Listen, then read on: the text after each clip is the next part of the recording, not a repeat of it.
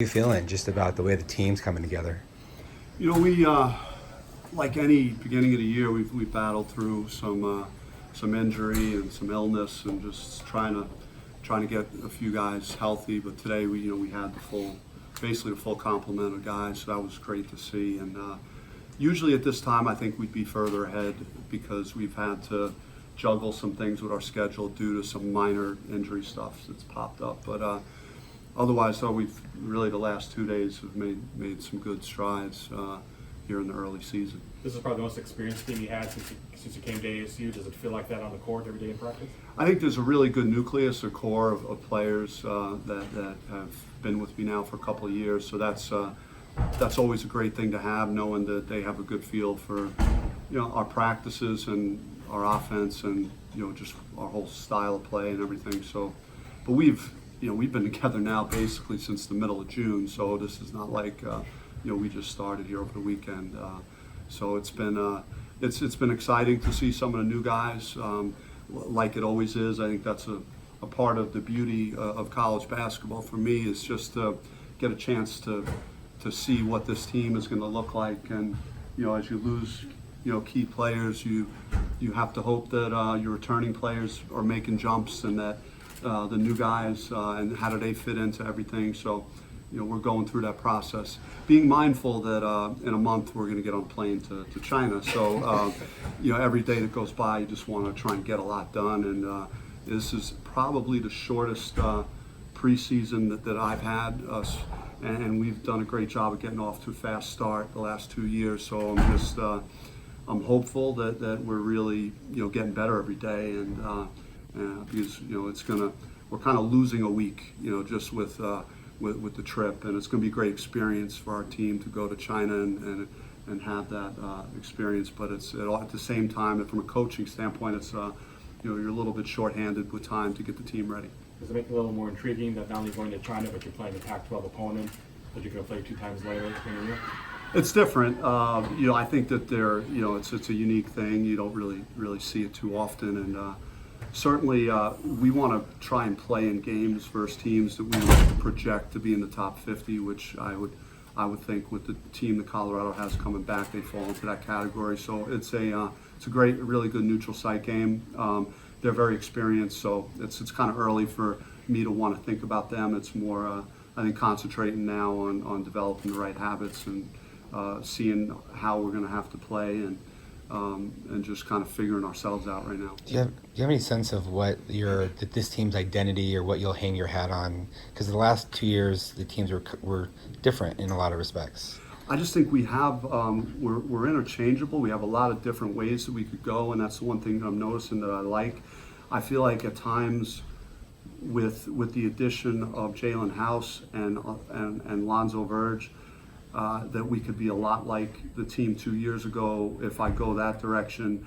And then you have guys like Kamani Lawrence and Khalid that give you size on the perimeter, and Rob Edwards. So there's a lot of different combinations. And then Romello White has been the best that he's looked since he's been here, and he was just an animal out there, just in our practice today, especially in the late stages. So I just think if he continues to practice and play the way he's playing, he's sitting on a really good year. You talk about mixing and matching lineups, but I mean the junior college guys you brought in, how do you feel that they've adapted so far to you and to everyone else? And yeah, I mean it's going to be an adjustment. Andre Allen, I think, whispered to me on Saturday like, I've never been in a practice like this before. So you'll get things like that are going to happen just because it's a different level. There's an adjustment for the high school guys as well. But yeah, I mean they've made an impact for sure. Like Lonzo Verge has had some days this summer that I've rarely seen, just from a guard standpoint, and had a lot of good guards in the program here in Buffalo. So I'm really excited to see him and see how he fits into everything we're doing. What stands out about his game? Just you can't teach some of the things that he has. His instincts, his feel for the game, and just his ability to create something, whether it's a shot for himself or a teammate. And he's a city guard, and he's got that edge to him, real confident, tough edge to him, and so he's been very impressive. And Jalen House is another one that, you know, he's been working hard in the weight room. Not the strongest guy in the world. Needs to keep, you know, getting stronger, putting weight on. But he may not have to. These teams may not be able to really get physical with him. He's that fast, that quick with the ball, and just been a menace in practice, both ends of the floor. So I like, you know, what those two guys are doing. When you lose two guys like Zylan and Lou, would you say like rebounding might be like the biggest challenge you have ahead of you, just to replace that rebounding aspect? Yeah, I started going back a little bit to box scores a few years ago, 2 years ago, when I noticed maybe it was Xavier or Kansas, can't remember, like Trey Holder had 8 defensive rebounds, Shannon Evans had 6, Cody had 3, Remy had 2, and I'm saying, all right, well, that's like 19 defensive rebounds there, so that's pretty. So I'm starting to know that I'm going to have to convince the guards to want to rebound, and you know, I think Melo has the potential to boost his numbers in that regard, just because he's down about 10 pounds and he's in elite shape for any time he's been here, and he's getting more of those rebounds. And another guy that we've talked about is Kamani Lawrence, just, you know, using all his length and his tools to rebound as well. Does Alonzo need the ball in his hands to be effective, or can he play off the ball? Well, we had him today just like he was running the team, which he could do, but he's been off the ball a lot more as Remy and Jalen. They played together, and so there are a lot of different combinations. So he was kind of getting a feel for running his own team. So he's been, you know, very comfortable, you know, off it. He's the type of guy that you know, if he gets the outlet, you know, he could make some great things happen for himself or teammates. So great in transition, but then, you know, off the ball, he could, you know, if I could get him in a ball screen, he's gonna make something good happen. You brought in 2 assistants. Just what's that transition been like, just as a coaching staff? Yeah, it's you know, I think because of the experience of just myself and Coach Berno, and then having some core guys back, that, you know, you integrate some new faces, and there's not a ton of change, and we have so much influence, myself and Coach Berno, about what goes on in our workouts and our practices, that, you know, I think the transition for those guys is just getting acclimated to, you know, learning the players and getting a feel for that and their role. And, you know, Rasheem hasn't been here very long, so he's been out on the road taking, you know, a bigger role recruiting. So Rasheem Davis, I think, is going to be really, you know, good for us and the program, and Eric Brown as well.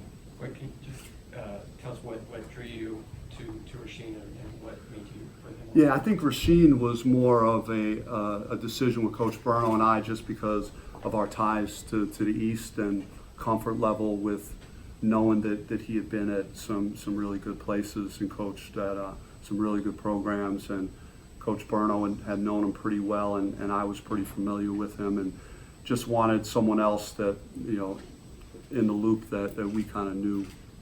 Did you have conversations with Romello at the end of last season about just getting in better shape and what that would unlock with his game? And just, can you maybe expand on some of that more? Yeah, I mean, again, it could be just seeing what Zylan did and maybe paying attention to him and how he worked and trained and the position he put himself in. And, you know, I think Romello knows, he's been here a couple of years. I think he knows how much we need him down there, and that, you know, how he could take a bigger responsibility on our team. And he's kind of proven to us that he's going to, you know, be a focal point of what we do.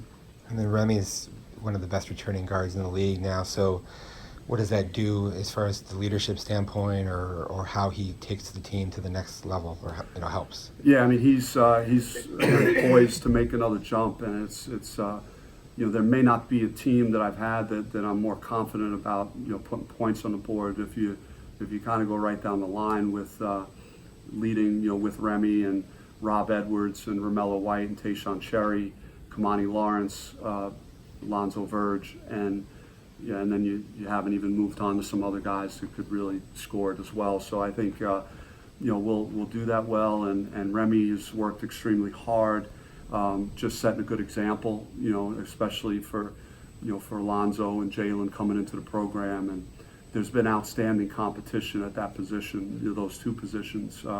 Really, when you add Rob Edwards into it, that, you know, those guys are competing, you know, against high-level guys every day. So I think they're all going to benefit from it. Do you feel like the program's kind of on the trajectory you envisioned 4 years ago? I mean, I always felt that way. I feel like, we positioned ourselves well. No one in the Pac-12 is going to care that we were the only Pac-12 school to go to the tournament the last 2 years. And, it's a clean slate as far as I'm concerned. So, but I do take a lot of pride in that. It's been a big climb.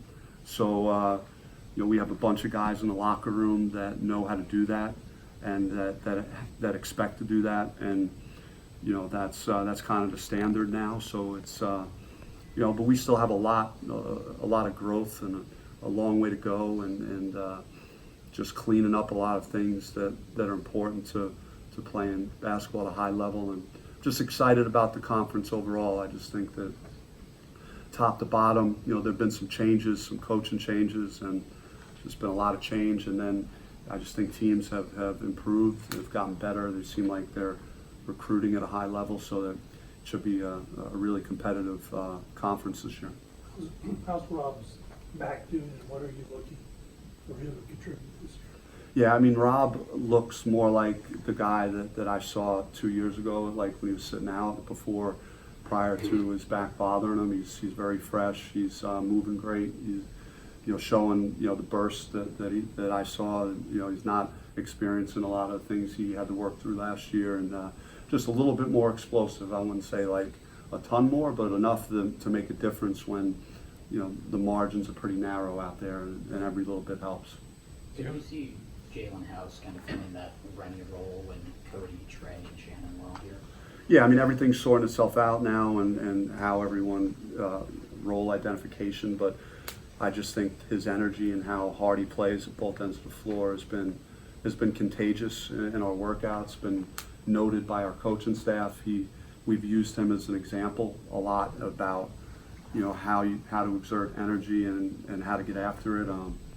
He ran our mile in 5:15, our time mile, and didn't really take a deep breath doing it. So he's just one of those guys that just could run. And it's funny because like he and Verge in their own way remind me of Shannon Evans, just how they attack, their mindset, how conditioned Shannon was, how he could just play all day and not really get fatigued. And so it's been exciting to have two guys that I want to compare to a guy that I think the world of. How fast can you run a mile? Kid who? How fast can you run a mile? Right now? I'm on the shelf. I'm working through some stuff on the injury front right now. So I've been on the bike a little bit, but that's about it for me. I'm hoping that all the injuries come my way and my players are spared of that. That'd be good for me. No hiking either? No, I haven't. I've been, I've just the wear and tear of all the years, and just playing and coming back to get me. So I told our guys this summer, when you get to my age and you start experiencing these things, it's the arthritis kicking in, different in my knee, and just the problems. It's hopefully you could take something out of the game too. Let's really train at a high level this summer individually, so that you guys set yourself up to have a chance to be pros someday, so that you're not 48 and a bad knee and nothing to show for it. Well, maybe you should have done those sprints before the Arizona game last year. Doug, I don't think that was the trigger of it. But yeah, I don't think that you're going to see anything or hear any stories like that in the future, in the short term anyway. So you mentioned Kamani. Obviously, his role last year was a little lessened because of Xylan's presence. Now that he's in his third year, how have you seen him grow?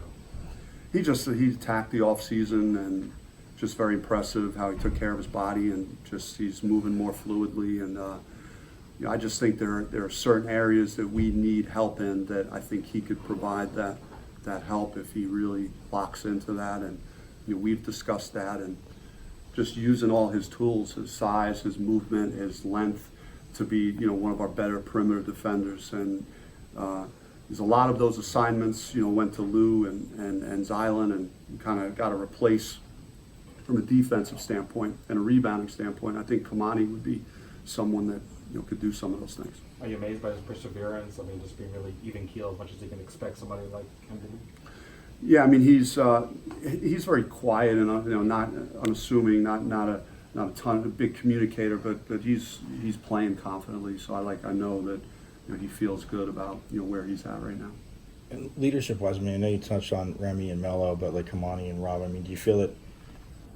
I mean, they're more vocal. That not that you aren't coaching, but you can say less, and they're kind of taking over more on the court with the younger guys. Yeah, I mean, it's a big part of what we're doing in practice. We want them, they have to be able to sort it out on the floor and communicate, and in some very tough situations coming up here real soon. So as much as we want to stop and teach and coach, and we'll meet and watch film and talk, and they have to be able to communicate. We do have that capability of losing a guy like Zylan was critical to that. I thought he did a great job of that, but even the new guys, Verge is a natural communicator on the floor, and so is Jalen House. Jalen, you got to say, like, let's scale this back a little bit. He's so energetic, and just ask great questions too. Like, even as the tempo and the pace that we have, we like to move quick in our workouts, our practices, and Jalen is always asking me things, and I'm saying, like, I don't think I've said, like, that's a bad question one time, and I've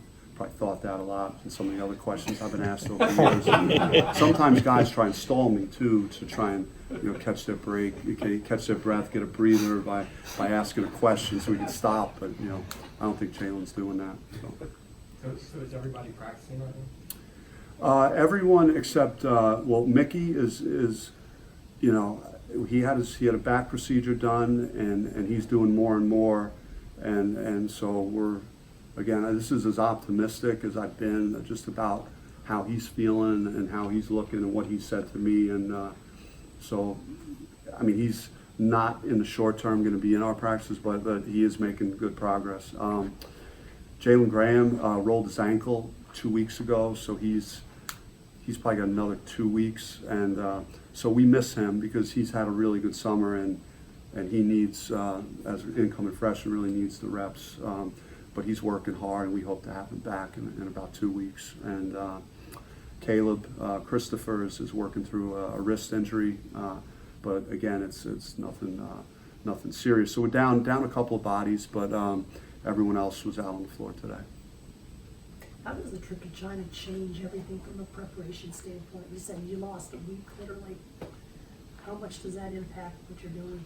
Yeah, just it just makes you look at your phone, see what's the date, okay, got to do more, got to get more in, got to address all the different things that you do as a coach to prepare your team, and especially because I think we did it as probably as good a level as you could do it for the last 2 years, just getting the guys ready to get off to a fast start. So just sticking to the script and trying to know that we got to have a little more in than before we get on the plane and fly to China. But then it just changes some other stuff with not scheduling a game for several days after, so we could adjust to the trip and the time changes and all the stuff that's going on.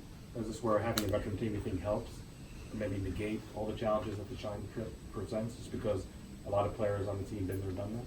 Yeah, I mean, it's nice, and the guys that have won too and have experienced that, and those 5 guys I talked about have won a lot of games in the non-conference, so I think they understand what it takes, and just got to get everyone pulling in the right direction.